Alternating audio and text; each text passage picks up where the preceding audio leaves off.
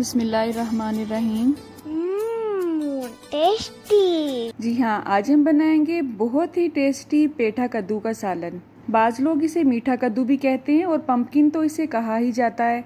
इसकी बहुत सी रेसिपीज मैं आपसे पहले भी शेयर कर चुकी हूँ, उसका लिंक मैं आपको डिस्क्रिप्शन बॉक्स में दे दूंगी इंशाल्लाह। तो चलें रेसिपी स्टार्ट करते हैं।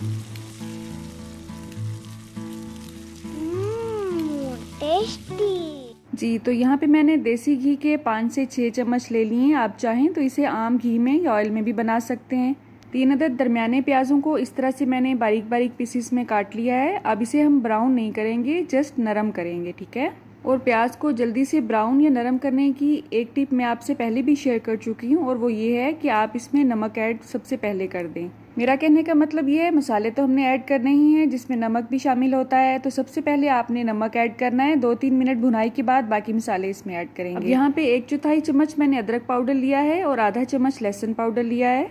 अगर आपके पास ये दोनों चीज़ें फ्रेश अवेलेबल हैं तो आप इन दोनों पाउडर्स को स्किप कर सकते हैं। आज बाय चांस मेरे पास ये दोनों चीज़ें फ्रेश अवेलेबल नहीं थी, इसलिए मैंने इनका पाउडर ऐड किया है। अब प्याज हमारा अच्छी तरह से नरम हो चुका है। अब हम इसमें टमाटर ऐड करेंगे और साथ ही इसमें मैंने सब्ज मिर्च काट के ऐड किया है। और टमाटर का छिलका हमेशा उतार के उसके बाद इसको यूज़ किया करें, क्योंकि टमाटर का छिलका हमारी किडनी के लिए बिल्कुल भी अच्छा नहीं होता है। अब इसकी 5 से 7 मिनट तक अच्छी तरह से भुनाई करेंगे, यहाँ तक कि टमाटर अच्छी तरह से नरम हो जाए, ठीक है। जो मसाले इसमें हम ऐड करेंगे उसमें शामिल है आधा चम्मच जीरा, 1 चम्मच खुश्क धनिया पाउडर, आधा चम्मच हल्दी इसमें ऐड करेंगे, 1 चम्मच सुरख मिर्च का पाउडर ऐड करेंगे, आधा चम्मच कुटी हुई सुरख मिर्च और चुटकी भर ही इसमें कलवंजी ऐड करेंगे। कलवंजी के बारे में वैसे भी कहा जाता है कि मौत के अलावा इसमें हर चीज़ की शिफा है, इसलिए अपने हर सालन में चुटकी भर ही सही लेकिन इसे ज़रूर ऐड किया करें, ठीक है।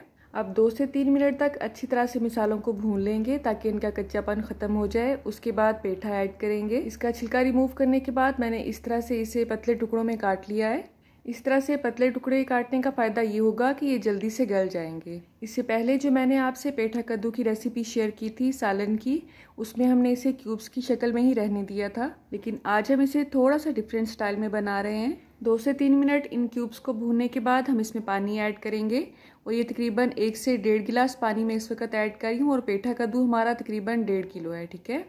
अब पानी को अच्छी तरह से इसमें मिक्स करने के बाद इसे कवर कर देंगे और चूल्हे की आंच को स्लो कर देंगे। अब कवर करने के बाद आपने इसको इसके हाल पे ही नहीं छोड़ देना है, बल्कि थोड़ी थोड़ी देर के बाद आपने इसको अनकवर करके इसमें चम्मच हिलाना है ताकि ये नीचे से जलने ना पाए। और अगर आपको महसूस हो तो इसमें थोड़ा सा पानी डालते जाएं और तब तक इसको पकाएं जब तक ये अच्छी तरह से गल नहीं जाते।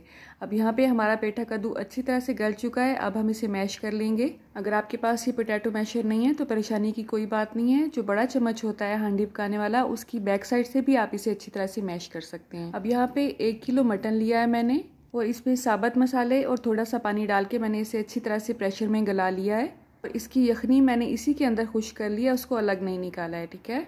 और मटन को प्रेशर कुकर में इस तरह से गला के इसमें ऐड करने से सालन पकाने का जो प्रोसेस है वो बहुत जल्दी कंप्लीट हो जाता है।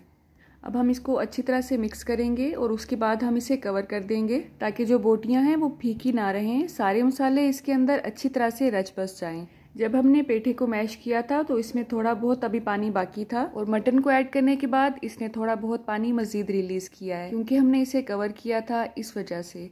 अब हम इसे अनकवर करेंगे, चूल्हे की आंच को थोड़ा सा तेज कर देंगे क्योंकि हमारी सब्जी और मटन ऑलरेडी गल चुका है। अब हमने इसका सिर्फ पानी खुश्क करना है और 2 से 3 मिनट में ये अपना पानी खुश्क कर लेगा और ऑयल रिलीज कर देगा। अब हम इसमें सब्ज धनिया ऐड करेंगे। सब्ज धनिया आपने बारीक बारीक काट के ऐड करना है। इसके अलावा सब्ज मिर्च ऐड करेंगे और उसको भी आपने सेंटर से कट लगा के फिर ऐड करना है इसमें, ठीक है। दिमाग की कमजोरी और नजर की कमजोरी को दूर करने के लिए ये सब्जी बहुत ही फायदेमंद साबित होती है। इसके अलावा हड्डियों और जोड़ों का दर्द जिन लोगों को रहता है वो अगर इसे रेगुलर इस्तेमाल करें तो जरूर फाका होगा इंशाल्लाह। अल्लाह आप सबका दस्तरखान सजाए रखे और हम सबको सेहत और ईमान का रिस्क अता फरमाए। अल्लाह हम सब के रिस्क में कसरत से ज्यादा बरकत और आसानी अता फरमाए। रुके रुके सुने, जाने से पहले वीडियो को लाइक कर दें, अच्छी लगी तो शेयर कर दें और सब्सक्राइब करने के बाद बेल का आइकन भी जरूर प्रेस करें। जज़ाकल्लाह। मेरी नेक्स्ट वीडियो तक अल्लाह हाफिज।